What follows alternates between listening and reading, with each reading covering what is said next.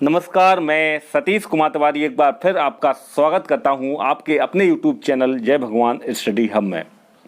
आज हम counting figures के अंतर्गत वर्ग एवं आयत की संख्या ज्ञात करना सीखेंगे। चलिए शुरू करते हैं।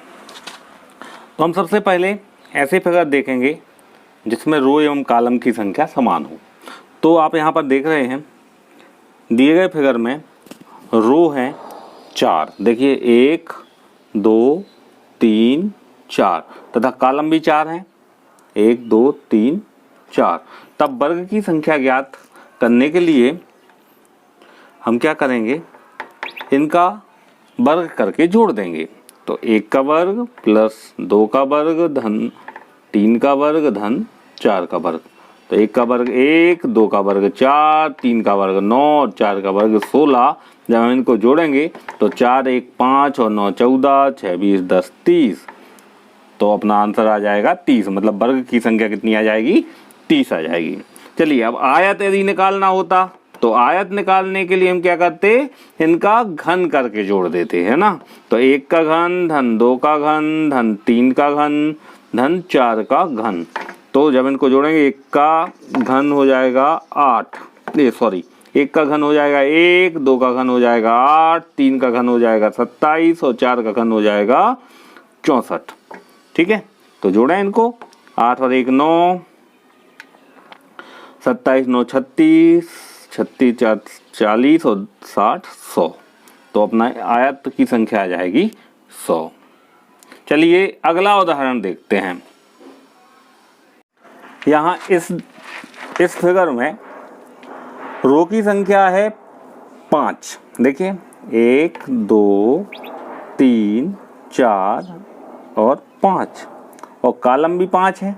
देखिए 1 2 3 4 5। मतलब यहाँ पर रो भी 5 हैं और कॉलम भी 5 हैं।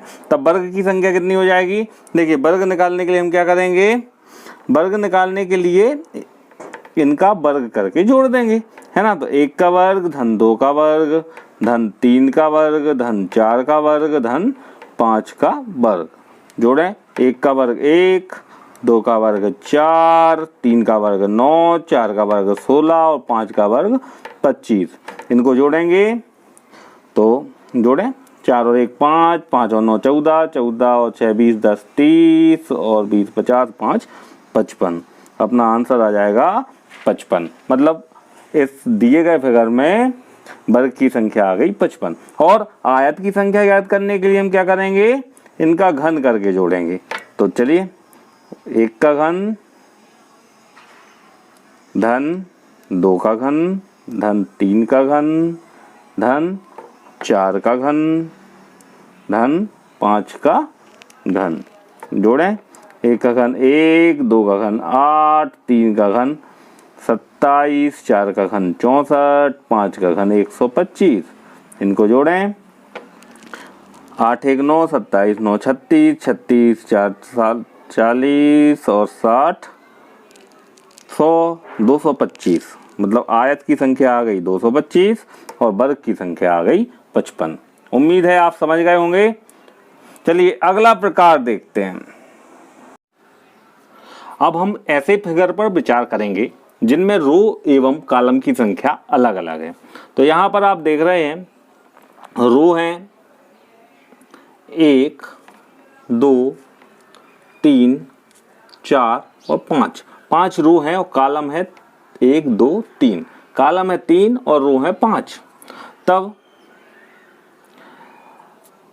वर्ग ज्ञात करने के लिए हम पहले जो अधिक है उसको पहले लिखते हैं और विपरीत क्रम में, जैसे हमने लिखा 5 4। वर्ग ज्ञात करने के लिए, है ना, हम पहले क्या करेंगे कि उल्टे क्रम में लिख लिया। जो अधिक है उसको उल्टे क्रम में लिखेंगे 5 4। यहाँ पर अधिक क्या है, रो अधिक है 5 है, कॉलम 3 है, कम है ना। तो पहले हमने रो को लिखा 5 4 3 2 1, है ना।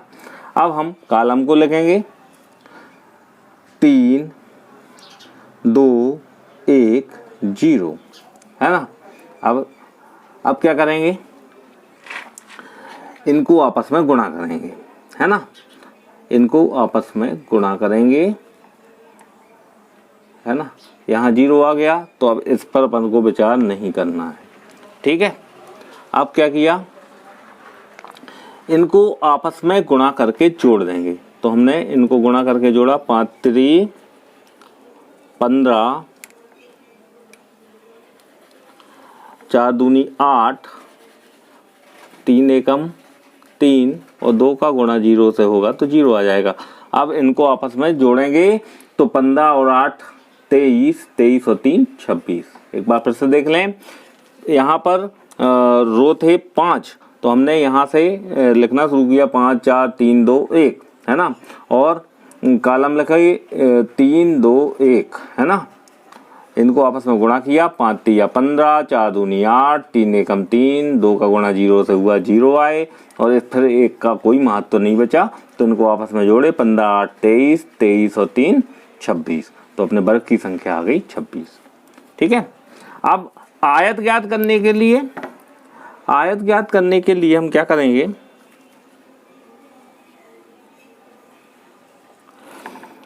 पहले रो की संख्याएं, जो हमने नंबरिंग की है, इनको आपस में जोड़ देंगे। 1 2 3 4 5, इनको आपस में जोड़ा और इसका गुणा करेंगे कॉलम की संख्या जोड़ के, कॉलम की जो नंबरिंग की है उनको आपस में जोड़ के। तो जैसे 1 धन 2 धन 3, है ना, तो इनको आपस में गुणा करेंगे। तो चलिए जोड़ते हैं, 1 में 2 जोड़े 3, 3 में 3 जोड़े 6, 6 में 4 जोड़े 10 और 5 15, 15 का गुणा 3 2 5 और 1 6 से किया, 15 6 का 90, तो वर्ग की संख्या आ जाएगी 26 और आयत की संख्या आ जाएगी 90। उम्मीद है आप समझ गए होंगे। चलिए अगले प्रकार पर विचार करते हैं। चलिए, यदि इस प्रकार के फिगर दिए हों तो इनको समझने के लिए हम पहले यहाँ विचार करते हैं। देखिए, यदि एक वर्ग में एक प्लस का निशान बना हुआ है ना, तो यहाँ पर हमें दिखाई दे रहा है कि रो हो रही है 1 और 2, मतलब 2 रो हैं और कॉलम भी 2 हैं, है ना। तो यदि एक वर्ग में प्लस का निशान बना हुआ है तो रो 2 होती हैं और कॉलम 2 होते हैं, तब वर्ग कितने हो जाते हैं, 1 का वर्ग प्लस 2 का वर्ग। अभी हम सीख के आए हैं कि यदि रो और कॉलम समान होते हैं तो हम क्या करते हैं, इनका वर्ग करके जोड़ते हैं तो वर्ग की संख्या आ जाती है। तो वर्ग हो जाएंगे कितने, 1 का वर्ग धन 2 का वर्ग, मतलब 1 का वर्ग 1 और 2 का वर्ग 4, इनको जोड़ेंगे तो कितने वर्ग आ गए, 4 और 1 5, मतलब यहाँ पर वर्ग की संख्या 5 है, ठीक है। और यदि इसका आयत निकाला होता तो आयत की संख्या कितनी आती, आयत की संख्या निकालने के लिए हम सीख के रहे थे कि हम क्या करते थे, इनका घन करके जोड़ते थे। तो 1 का घन धन 2 का घन, तो 1 का घन आता 1 और 2 का घन आता 8, 8 और 1 कितने हो जाते 9, मतलब आयत की संख्या 9 होती। चलिए इस फिगर पर विचार करें। यहाँ पर देखिए, इस बड़े वाले वर्ग के लिए यदि हमें वर्ग की संख्या ज्ञात करनी होती तो देखिए, अभी हमने सीख कर आए हैं, यहाँ पर वर्ग की संख्या कितनी निकली थी, 5 निकली थी। तो इसके लिए यदि हम जो बड़ा वाला वर्ग लें तो इसके लिए 5, फिर इसके लिए 5, फिर इसके लिए 5, इसके लिए 5। तो यहाँ पर वर्ग की संख्या ज्ञात करने के लिए हम क्या करेंगे, 5 का गुणा कितने में करेंगे, 5 का गुणा कर देंगे जितने वर्ग यहाँ पर दिए हुए हैं, 1 2 3 4, 4 वर्ग दिए हुए हैं और चारों वर्ग में प्लस का निशान दिख रहा है ना। तो इसलिए 5 का गुणा कितने में आ जाएगा, 4 में आ जाएगा, है ना। क्योंकि एक वर्ग में यदि प्लस का निशान होता तो 5 आते, फिर दूसरे में भी 5 आते, फिर तीसरे में। तो हमने क्या किया कि सीधा हमने देखा कि 5 होते, क्योंकि एक वर्ग में प्लस का निशान बना हुआ है तो 5 वर्ग आते और उसमें हमने कितने का गुणा कर दिया, 1 2 3 4, 4 का गुणा कर दिया, क्योंकि 4 वर्ग यहाँ पर हमें दिख रहे थे। तो 5 चौके 20, वर्गों की संख्या आ जाएगी 20, ठीक है। अब यदि आयत की संख्या ज्ञात करना होती तो अभी हम देख कर आए कि यहाँ पर यदि किसी वर्ग में प्लस का निशान बना हुआ होता है तो आयत आते हैं 9। तो यहाँ पर आयत की संख्या ज्ञात करने के लिए 9 का गुणा करेंगे, कितने से करेंगे, जितने वर्ग हमें यहाँ पर दिए हुए हैं, 1 2 3 4। यहाँ पर हमें 4 वर्ग दिए हुए हैं, इसलिए 9 का गुणा हम 4 से करेंगे तो आ जाएगा 9 चौके 36। तो वर्ग की संख्या आ गई 20 और आयत की संख्या आ गई 36। उम्मीद है आप समझ गए होंगे। तो इसी प्रकार के